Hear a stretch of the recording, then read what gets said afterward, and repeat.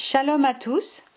Lecture de la paracha Miketz au bout de chapitre 41 à chapitre 44, verset 17. Chapitre 41. Après un intervalle de 2 années, Pharaon eut un songe où il se voyait debout au bord du fleuve. Et voici que du fleuve sortaient 7 vaches belles et grasses qui se mirent à paître dans l'herbage. Puis 7 autres vaches sortirent du fleuve après elles, celles-là chétives et maigres, et s'arrêtèrent près des premières au bord du fleuve. Et les vaches chétives et maigres dévorèrent les 7 vaches belles et grasses. Alors Pharaon s'éveilla.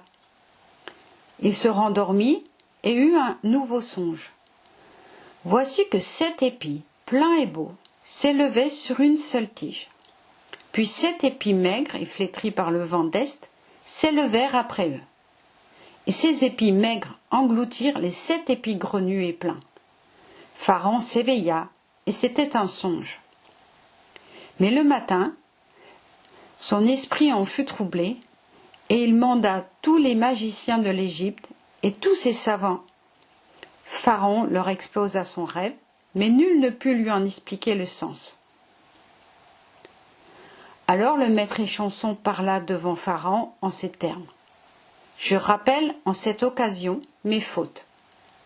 Un jour, Pharaon était irrité contre ses serviteurs, et il nous fit enfermer dans la maison du chef des gardes, moi et le maître panetier. Nous eûmes un rêve la même nuit, lui et moi, chacun selon le pronostic de son rêve. Là était avec nous un jeune hébreu, esclave du chef des gardes.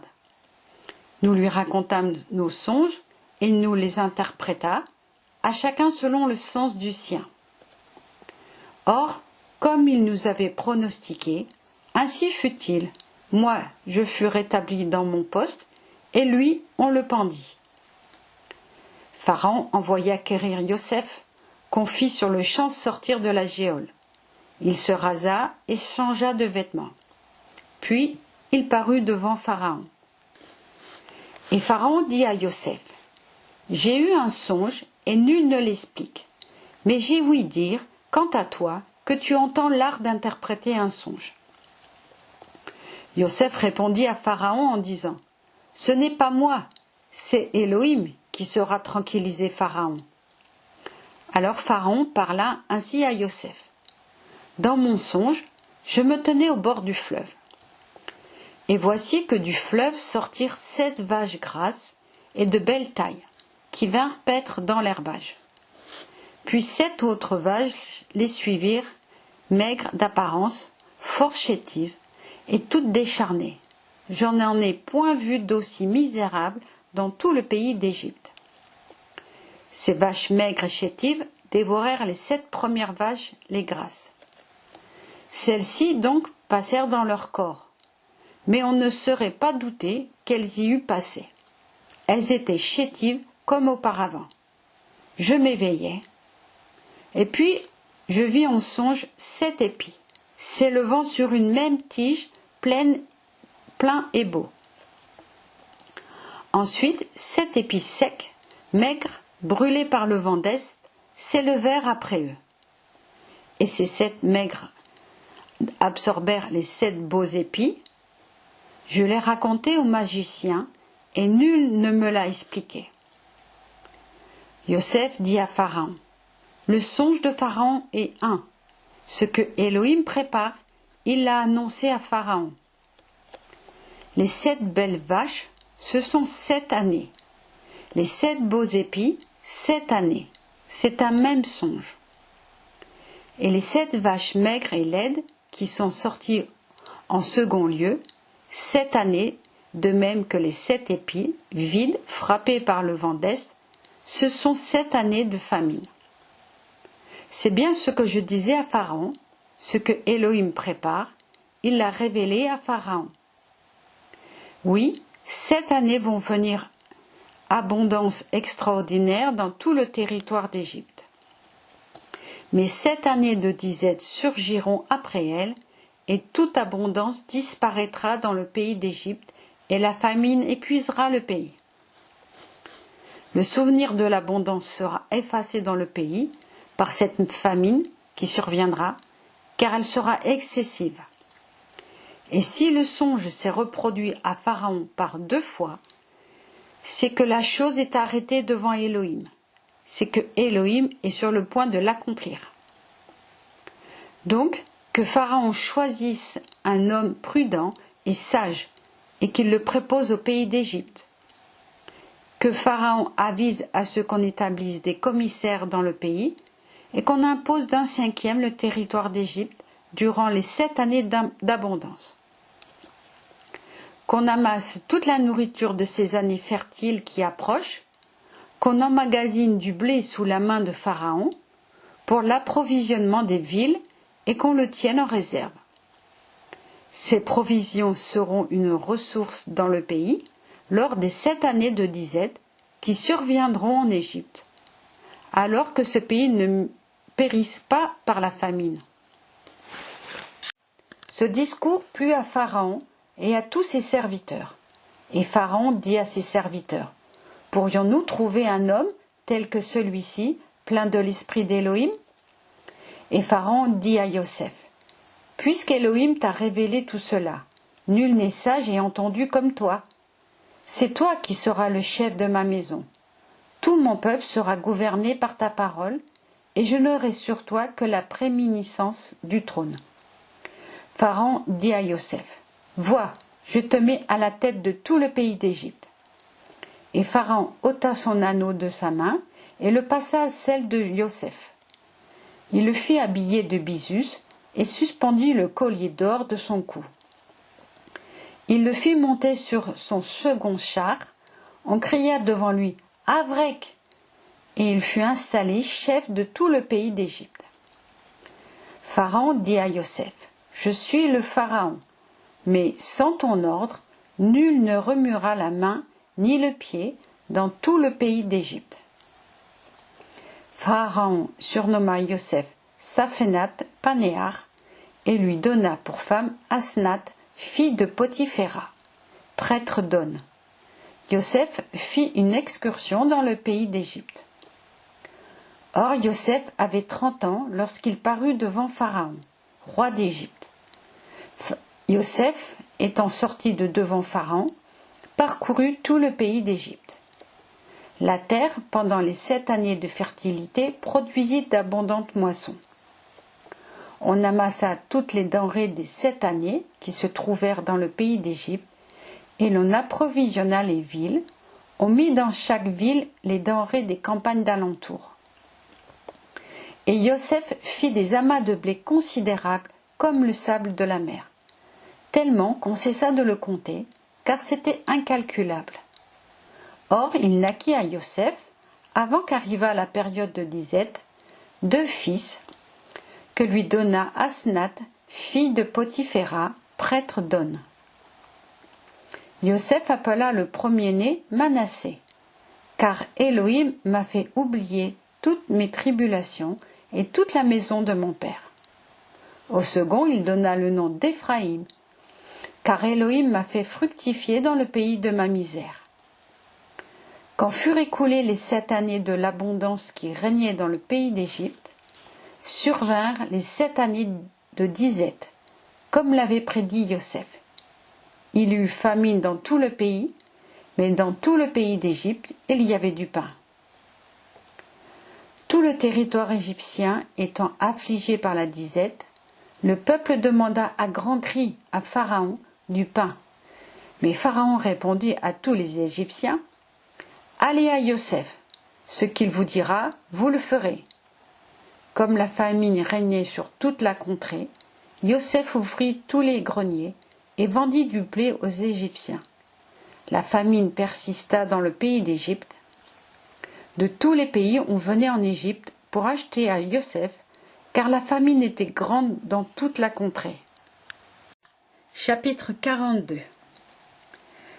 Yaakov, voyant qu'il y avait vente de blé en Égypte, dit à ses fils, « Pourquoi vous entre-regardez » Il ajouta, « J'ai ouï dire qu'il y avait vente de blé en Égypte. Allez-y, achetez-y du blé pour nous, et nous resterons en vie au lieu de mourir. Les frères de Joseph partirent à 10 pour acheter du grain en Égypte. Quant à Benjamin, frère de Joseph, Jacob ne le laissa pas aller avec ses frères, parce qu'il se disait « Il pourrait lui arriver malheur ». Les fils d'Israël vinrent s'approvisionner avec ceux qui allaient en Égypte. La disette régnait dans le pays de Canaan. Or, Joseph était le gouverneur de la contrée. C'était lui qui faisait distribuer le blé à tout le peuple du pays. Les frères de Joseph, à leur arrivée, se prosternèrent devant lui, la face contre terre. En voyant ses frères, Joseph les reconnut, mais il dissimula vis-à-vis d'eux, et, leur parlant rudement, leur dit « D'où venez-vous » Ils répondirent « Du pays de Canaan pour acheter des vivres. » Joseph reconnut bien ses frères, mais eux ne le reconnurent point. Joseph se souvint alors des songes qu'il avait eus à leur sujet.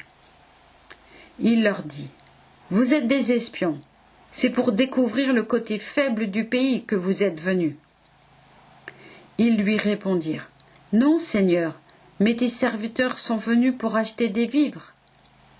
Tous fils d'un même père, nous sommes d'honnêtes gens. Tes serviteurs ne furent jamais des espions. » Il leur dit « Point du tout, vous êtes venus reconnaître les côtés faibles du territoire. » Ils répondirent « Nous, tes serviteurs, sommes 12 frères, nés d'un même père, habitants du pays de Canaan. Le plus jeune est auprès de notre père en ce moment, et l'autre n'est plus. » Joseph leur dit « Ce que je vous ai déclaré subsiste. Vous êtes des espions. C'est par là que vous serez jugés, sur la vie de Pharaon. Vous ne sortirez pas d'ici que votre plus jeune frère n'y soit venu. Dépêchez l'un de vous pour qu'il aille quérir votre frère, et vous, restez prisonniers. On appréciera alors la sincérité de vos paroles. Autrement, par Pharaon, vous êtes des espions. » Et il les garda en prison durant 3 jours. Le 3e jour, Joseph leur dit « Faites ceci et vous vivrez. Je crains l'Élohim. Si vous êtes de bonne foi, qu'un seul d'entre vous soit détenu dans votre prison, tandis que vous irez apporter à vos familles de quoi calmer leur faim. Puis amenez-moi votre jeune frère, et vos paroles seront justifiées, et vous ne mourrez point. » Ils acquiescèrent. Et ils se dirent l'un à l'autre « En vérité, nous sommes punis à cause de notre frère. Nous avons vu son désespoir lorsqu'il nous criait de grâce, et nous sommes demeurés sourds. Voilà pourquoi ce malheur nous est arrivé. » Ruben leur répondit en ces termes. « Est-ce que je ne vous disais pas alors ? Ne vous rendez point coupable envers cet enfant. Et vous ne m'écoutâtes point. Eh bien, voilà que son sang nous est redemandé. » Or, ils ne savaient pas que Joseph les comprenait, car il s'était servi d'un interprète. Il s'éloigna d'eux et pleura.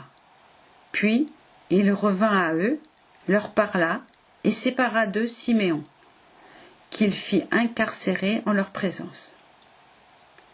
Joseph ordonna qu'on remplît leurs bagages de blé, puis qu'on remît l'argent de chacun dans son sac, et qu'on leur laissa des provisions de voyage, ce qui fut exécuté. Ils chargèrent leur blé sur leur âne et partirent.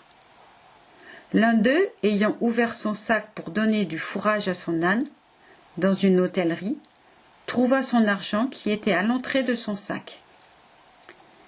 Et il dit à ses frères, « Mon argent a été remis, et de fait, le voici dans mon sac. » Le cœur leur manqua, et ils s'entre-regardèrent, effrayés en disant, « Qu'est-ce donc que Élohim nous prépare ?»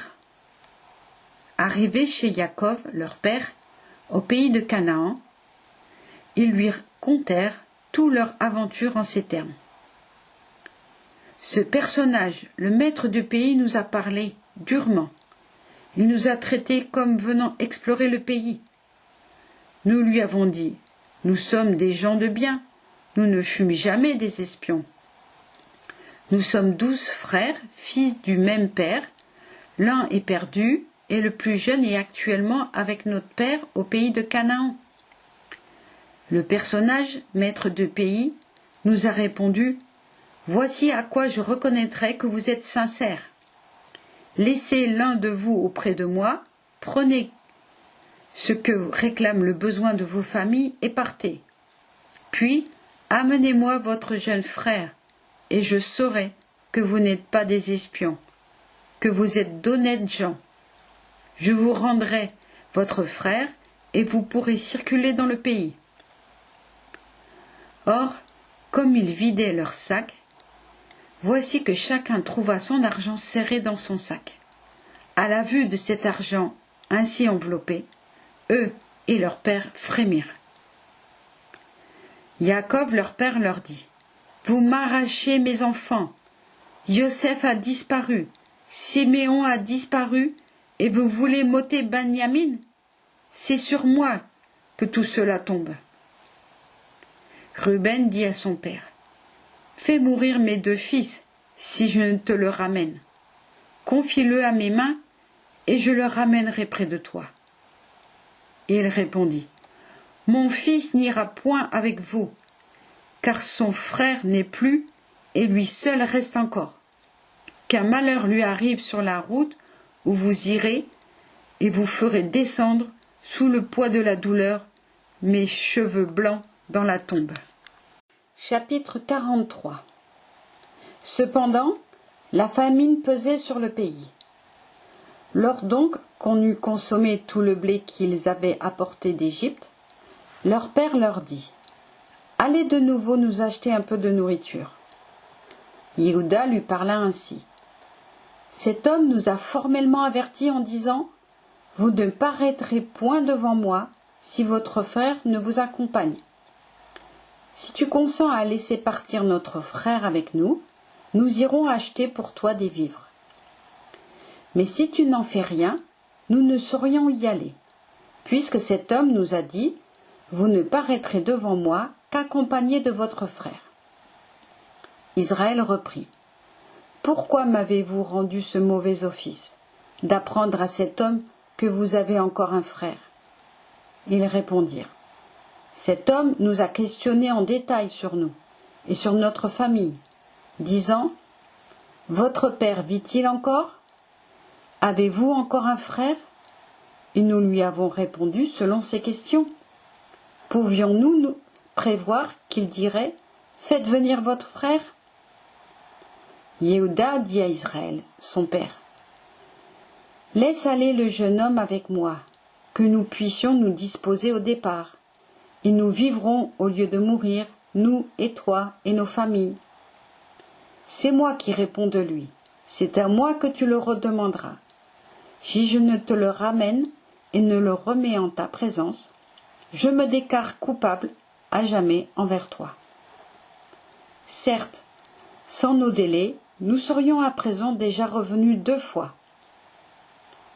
Israël, leur père, leur dit, « Puisqu'il en est ainsi, eh bien, faites ceci. Mettez dans vos bagages des meilleures productions du pays, et apportez-les en hommage à cet homme, un peu de baume, un peu de miel, des aromates et du lotus, des pistaches et des amandes. Munissez-vous d'une somme d'argent double. L'argent qui a été remis à l'entrée de vos sacs, restituez-le de votre main. C'est peut-être une méprise. Et prenez votre frère et disposez-vous à retourner vers cet homme. Que El Shaddai Tout-Puissant vous fasse trouver compassion auprès de cet homme, afin qu'il vous rende votre autre frère et Benjamin. Pour moi, j'ai pleuré mes fils, je vais les pleurer encore. » Ces hommes se chargèrent du présent, se munirent d'une somme double et emmenèrent Benjamin. Ils se mirent en route, arrivèrent en Égypte et parurent devant Joseph. Joseph, apercevant parmi eux Benjamin, dit à l'intendant de sa maison, « Fais entrer ces hommes chez moi, qu'on tue des animaux et qu'on les accommode, car ces hommes dîneront avec moi. » L'homme exécuta l'ordre de Yosef, et il introduisit les voyageurs dans la maison de Yosef. Mais ces hommes s'alarmèrent en se voyant introduits dans la maison de Yosef, et ils dirent: « C'est à cause de l'argent remis la première fois dans nos sacs qu'on nous a conduits ici, pour nous accabler et se jeter sur nous, pour nous rendre esclaves, pour s'emparer de nos ânes. » Ils abordèrent l'homme qui gouvernait la maison de Yosef et lui parlèrent au seuil de la maison, disant: « De grâce, Seigneur, nous étions venus une première fois pour acheter des provisions. Et il est advenu, quand nous sommes arrivés dans l'hôtellerie et que nous avons ouvert nos sacs, voici que l'argent de chacun était à l'entrée de son sac. Notre même poids d'argent, nous le rapportons de nos mains. Et nous avons apporté par devers nous une autre somme pour acheter des vivres.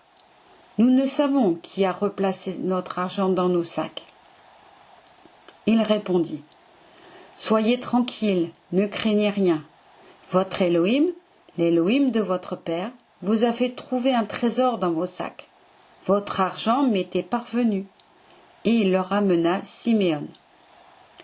L'intendant fit entrer ces hommes dans la demeure de Yosef. On apporta de l'eau, et ils lavèrent leurs pieds, et l'on donna du fourrage à leurs ânes. Ils apprêtèrent le présent, Yosef devant venir à midi, car ils avaient appris que c'était là qu'on ferait le repas. Yosef étant rentré à la maison, ils lui apportèrent dans l'intérieur le présent dont ils s'étaient munis, et s'inclinèrent devant lui jusqu'à terre.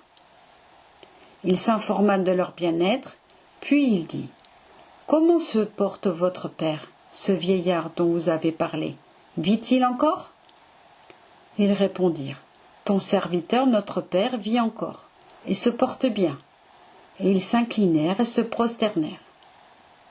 En levant les yeux, Yosef aperçut Benyamin, son frère, le fils de sa mère, et il dit: « Est-ce là votre jeune frère dont vous m'avez parlé ?»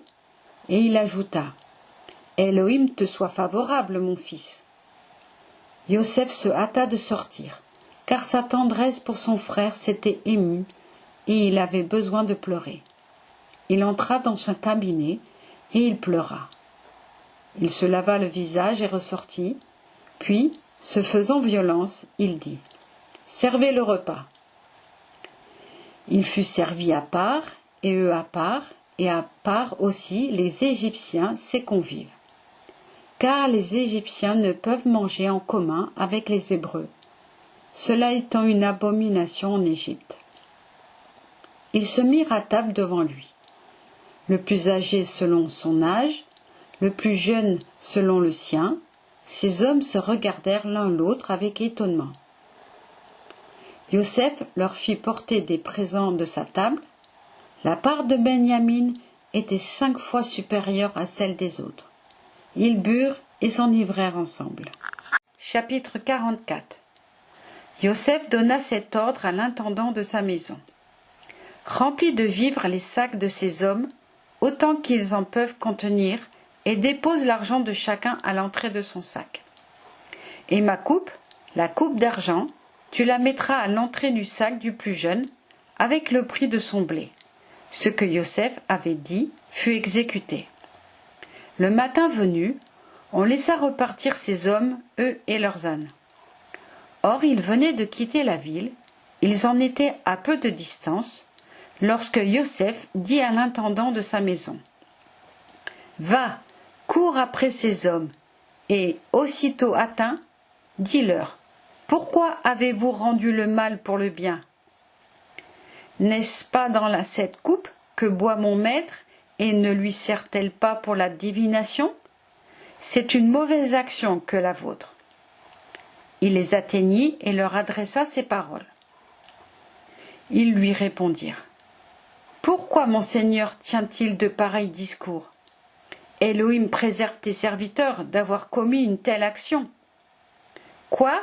L'argent que nous avons trouvé à l'entrée de nos sacs, nous te l'avons rapporté du pays de Canaan, et nous déroberions dans la maison de ton maître de l'argent ou de l'or? Celui de tes serviteurs qui l'aura en sa possession, qu'il meure, et nous-mêmes, nous serons les esclaves de mon Seigneur. » Il répliqua, « Oui, certes, ce que vous dites est juste. Seulement, celui en qui sera trouvé possesseur sera mon esclave, et vous serez quitte. » Ils se hâtèrent, chacun de descendre leur sac à terre, et chacun ouvrit le sien. L'intendant fouilla, commençant par le plus âgé, finissant par le plus jeune. La coupe fut trouvée dans le sac de Benjamin. Ils déchirèrent leurs vêtements, chacun rechargea son âne, et ils retournèrent à la ville. Juda entra avec ses frères dans la demeure de Joseph, lequel s'y trouvait encore. Ils se jetèrent à ses pieds contre terre. Joseph leur dit, « Quelle action venez-vous de commettre? Ne savez-vous pas qu'un homme tel que moi devine les mystères ?» Yehuda répondit, « Que dirions-nous à mon Seigneur? Comment parler et comment nous justifier? Le Tout-Puissant a su atteindre l'iniquité de tes serviteurs. Nous sommes maintenant les esclaves de mon Seigneur, et nous et celui aux mains duquel s'est trouvée la coupe. » Il répliqua, « Loin de moi d'agir ainsi. L'homme aux mains duquel la coupe s'est trouvée sera mon esclave. Pour vous, retournez en paix auprès de votre père. »